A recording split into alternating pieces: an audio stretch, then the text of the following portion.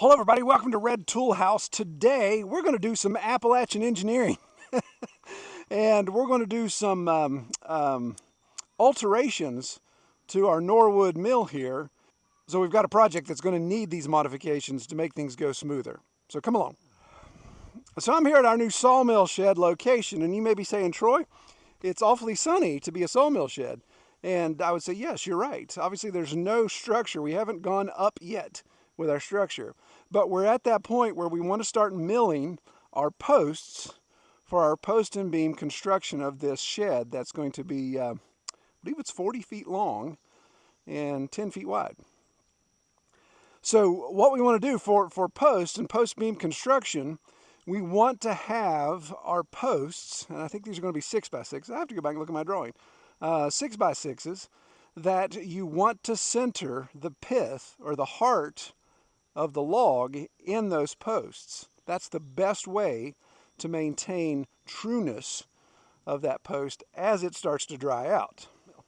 So as you probably are wondering, so why do you need to modify the mill? Can't you just isolate the heart and be able to do that? Well, yes, but we want to be able to streamline this as much as possible. And for the sake of being good stewards of the logs that we have, we want to use smaller logs because we just want to get a 6x6 cant, which is a square, out of that log.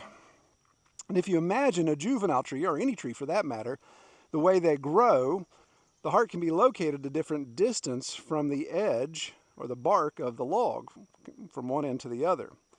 The way I like to describe it is, imagine taking red solo cups and stacking them one on top of the other. Well, that's how a tree grows. But as the stack of solo cups get higher, they actually get smaller. So as that tree grows, it just keeps stacking and stacking and stacking. That's kind of a poor analogy because all of the solo cups that are stacked up, of course, still go all the way down to the bottom. But the idea is, when I put a log on here, if I put the butt end near the mill head and the top end away from the mill head, then the distance from the bunk, the bed of the sawmill, to the heart is going to be different on each end. It could be 8 inches on this end, and it could be 6 inches on this end. So you imagine laying a wedge of cheese down. It's going to lay down on the bunk flat and change the heart position. So basically all we need is a way to elevate the end of the log here so the heart runs parallel with the bed of the sawmill. And those are called toe boards. And Norwood actually manufactures a very nice toe board. I'm sure it's a good quality item. It's just not something that's in my budget right now. And just out of morbid curiosity, I want to see if I can make my own toe board. That includes some of the features that I want. So all that to say, we're going to get out the welder, we're going to get out our new plasma cutter, and we're going to get some scrap steel, and we're going to see on this very, very hot day if we can sweat even more. Well, some dummy forgot to plug in his mic when he was doing all this work, but so I have to do a little narration here. So utilizing an old piece of shipping crate that I had, I used the plasma cutter to harvest some 2x2 angle iron here. I needed about 2 feet of 2 sections. So using the plasma cutter, I wanted to really give this a shot to see how this worked freehand. And my working conditions aren't the greatest. They are definitely redneck because I just don't have the elements together yet. I don't have the tools together to come up with a good workstation for metalwork. Plenty of woodworking stuff, but nothing for metalworking. So this is why you see me using a step ladder and an old TV antenna to be a work table.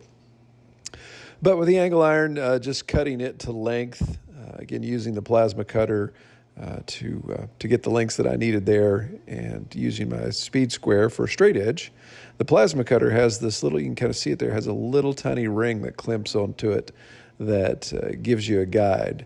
So just figure out the offset and you're able to cut things very cleanly. The plasma cutter had the opportunity to go up to 50 amp, but I'm not using a 220 circuit. In fact, I'm just using a standard wall outlet, which is not good. And I'll explain that a little later as to what's going on there. In this situation, I had to cut little notches for the bunk of the sawmill. And then here's just kind of a dry fit of the tray that I'm trying to make and how the scissor jack will attach. The plan, of course, is to have all this connected so it can just drop right into place. Now just tack welding things in place and ready to do a dry fit. All right, so before I go crazy doing my abominations that I like to call welding, let's do a dry fit and make sure my measurements are right. Come on, baby, big money, no whammies. Oh, snap.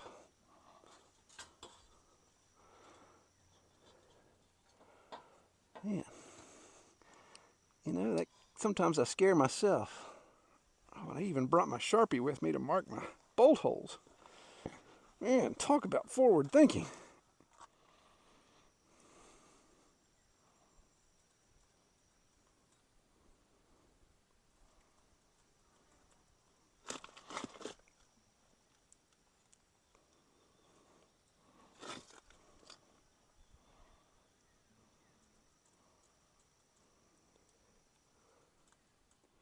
Well, I wanted to take a quick second to thank the sponsor of this video, and that's VEVOR. And VEVOR, as you know, we featured them on our channel before, but they're the ones that sent me this plasma cutter. And this is a great little introductory plasma cutter. It is an inverter style plasma cutter. It's 110, 220, so you've got the converter plugs there. And everything you've seen me do so far has all been done on 110. In fact, it's been done on 110 on a 15 amp circuit, and I was running 32 amps on the plasma cutter. So I was way overtaxing my circuit. And you may say, Troy, you dummy, why would you do that? Well, I really want a 50 amp circuit. Here's even my 50 amp box that I purchased, but all of my 50 amp and my heavier stuff is on this side of my wood shop. Wood shop, sawdust, and plasma arc don't go well together. So that's why you saw me working out here. I don't have a workstation. I'm still trying to get my metalworking tools put together and try to figure out exactly where I can do metalworking safely somewhere around the barn and the wood shop here. This goes all the way up to 50 amps, so we could have cranked that turkey up and even been cutting even cleaner. The thing I like about VEVOR is it pretty much does what it says it's going to do. The parts are built well. They send all the components you need. It's plug and play. It's pretty simple. There's just one dial that you set your amperage on, your ground clamp, your lead, of course, and then you just hook up your air hose. So you do need an air compressor, and it's good to have a high volume air compressor for something like this. A couple little challenges that I want to point out with this. First of all, and some of this is just manufacturing weird things, but there's supposed to be an opportunity to mount the regulator. They send a pressure regulator and a water filter on the it's supposed to be mounted on the back of the unit, and it comes with two little bolts that go into the preset threads. Well, those threads aren't there. They're not in the chassis. So that was an issue. But it actually worked out well because I wanted to mount it to the side of my welding cart anyway, so I wouldn't have put it on the back of the machine. But if you buy that, just keep in mind that you may not get those bolts. I'm not quite sure. I'm going to ask VEVOR about that. I'm not quite sure why those two weren't there, even though instructions say they were. They even sent the hardware to attach it, but there's just no way to attach that to the back. The other, of course, is everything is in metric. So we English standard Americans have struggles. Even the pressure regulator is in megapascals. So just look that up, do a conversion, because 45 psi is what I'll dial it into, and it worked great. And I believe that's like 0.31 megapascals or something, but don't quote me on that. Look that up. And that worked well. It comes with a 16-foot lead for the plasma arc, which I love that. It's plenty of cable to get far away. So as I had my unit in here when it was raining, I could get out there and do stuff, which you think, well, dummy, why are you running plasma in the rain? It is what it is. The thing I don't like, though, is the ground clamp, I believe, is only 6 feet. So I wish they would have given you the same amount of cable for the ground lead as they do for the plasma arc, because small stuff we're working on, if I'm maximizing out my my plasma arc cable, and then obviously I need my ground cable close by too. So That was a little frustrating to be short on that, but have plenty of have plenty of the main cable to be able to do my plasma work. Well, as always, I'm going to link to the product in the description below. There's an offer code as well to take advantage of, so be sure to check that out. And as I mentioned, I think this is a great introductory plasma cutter. For the money, you can't beat it.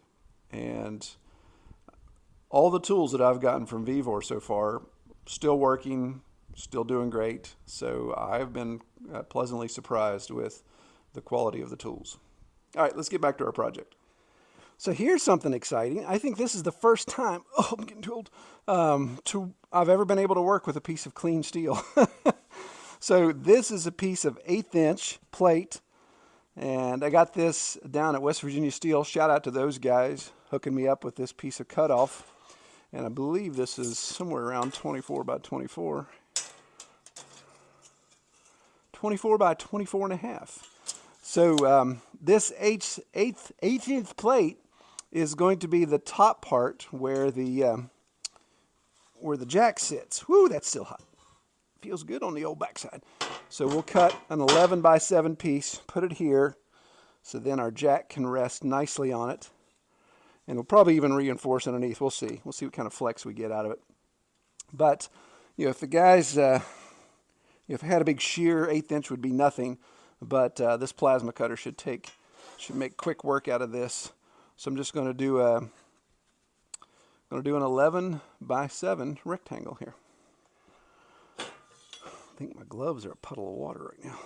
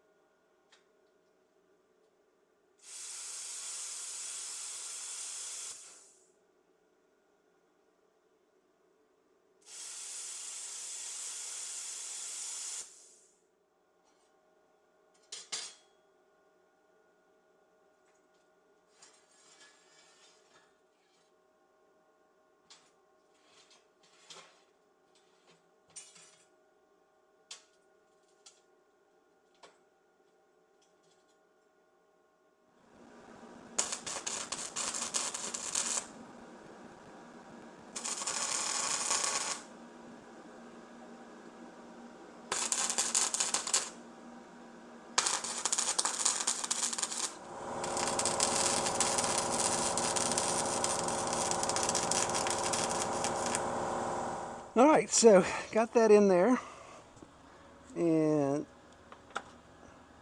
that's going to sit on like that. Actually, I have to make sure that it sits on like that, because the screw jack portion needs to be on the operator side. But what I need to do now is need to raise it. Now I can obviously take a drill and drill our holes, but where's the fun in that when you have a plasma cutter? I want to burn those holes out. So I'm going to raise the jack, mark the holes for that, because there's bolt holes on the bottom of the jack that will drop in. I think the plan will be, until I get the cover over the sawmill, I'll probably leave the frame intact, so I'm going to paint it. But I'll take the car jack and just take it out of there, because I may not even put, I'll just put bolts down through. I may not even put nuts on it, because it'll just fall down in there and keep it from slopping around or flipping over. And that should take care of it.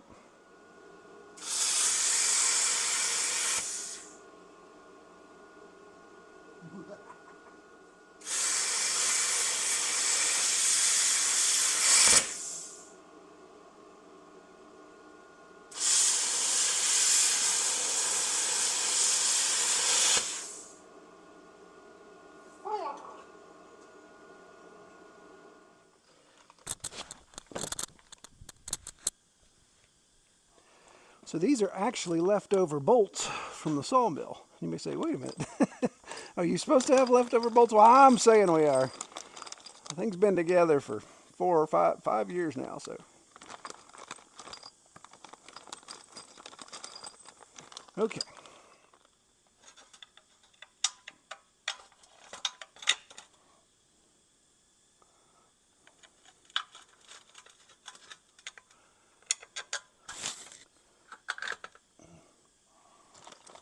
The nuts.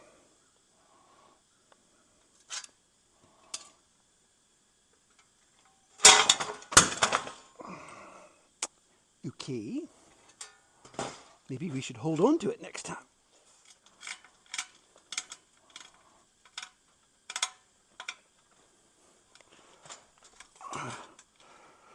Okay.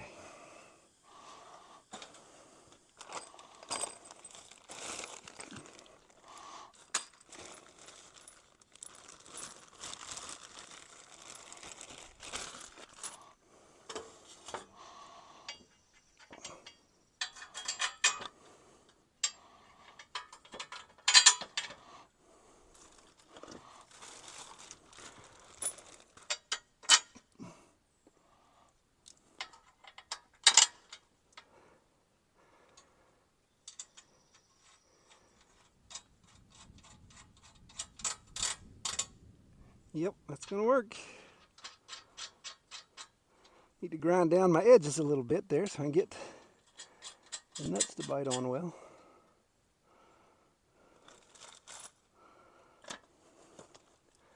Tighten all that down, and I think tonight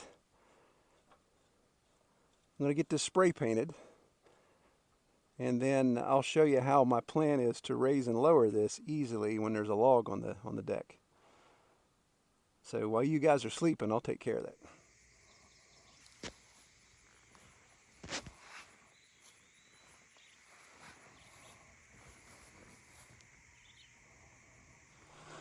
All right, so we got our sexy orange paint on here, and let's see if this is actually going to work in between rainstorms. I've been dodging rainstorms all day. It's not quite Norwood orange, is it?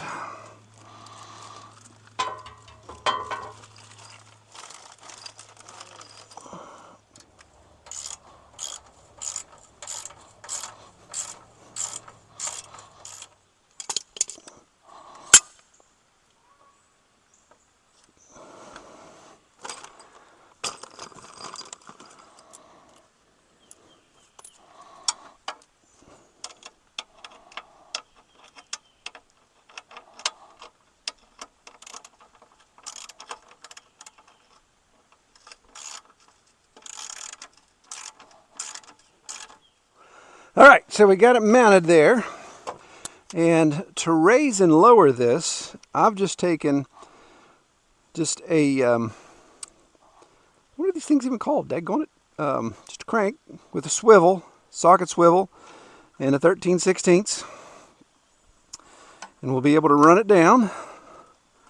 And we don't want it into play. And the good thing about this is she'll lay down enough where it won't get in the way of the bunks there. So it's sitting much lower than that. But when we want to raise it, of course, we'll just simply put it on there and raise it up and make our measurements so we can see. So instead of just talking about it in theory, let's actually give it a twirl and see if it's going to work.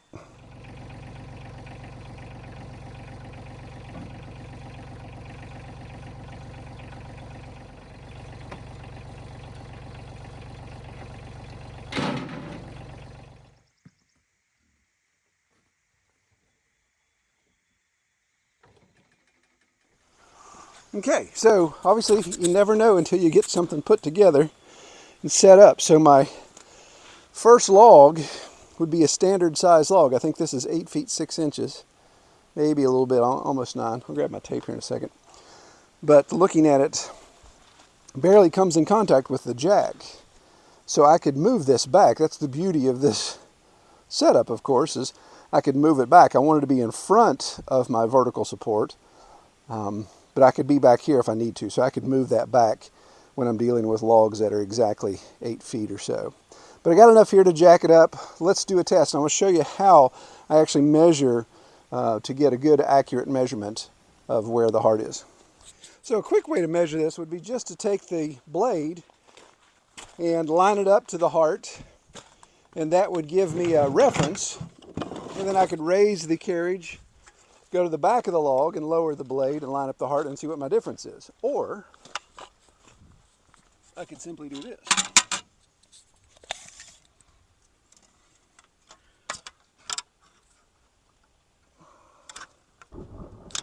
Ooh, hear that thunder.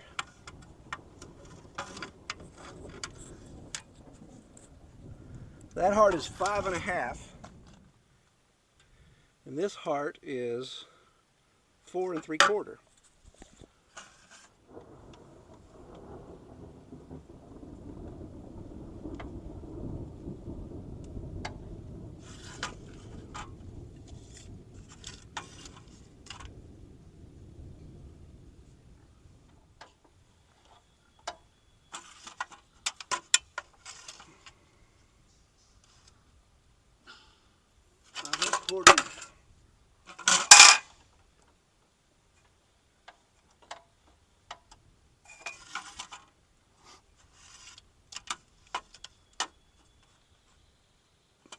There she blows.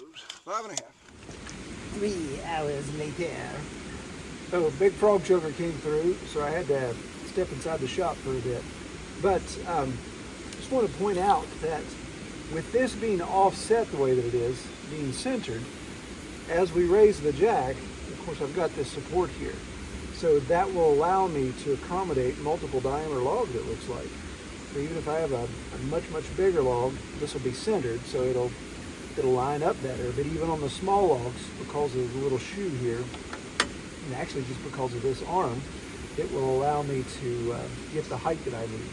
And keep in mind, I'm only using this jack on 2 passes. I believe I have a video where I've shown how my old system using a car jack to jack things up kind of details that. So I'll link to that so you guys can see if you're curious as to what I'm talking about. But I was going to fire up the mill. I know this is going to work, but we've got another bad storm coming through, and I'm going to call it a day because I've been standing around for, well, I've been standing around. I've been working in the workshop for 3 hours waiting for it to stop raining, and it just did. So I think that's going to allow me to do exactly what I need. It's parallel the heart of the log to the bunk, so when I cut it, I can center the heart to every post that I create, and that'll make the most stable posts for our sawmill shed. All right, well, I appreciate everybody watching. Don't forget, if you're going to be in the New England area, this September, I'm going to be up there as a guest speaker at the Homesteaders of New England conference. So check that out if you're in that neck of the woods. Love to see you. Be sure to come up and say hi. And we are not going to be able to make it to the HOA in Virginia in October because they sold out of tickets before we could buy them. They sold out, I think, in February. So we missed that cut, but we may catch it next year. Well, I appreciate everybody watching. Y'all take care.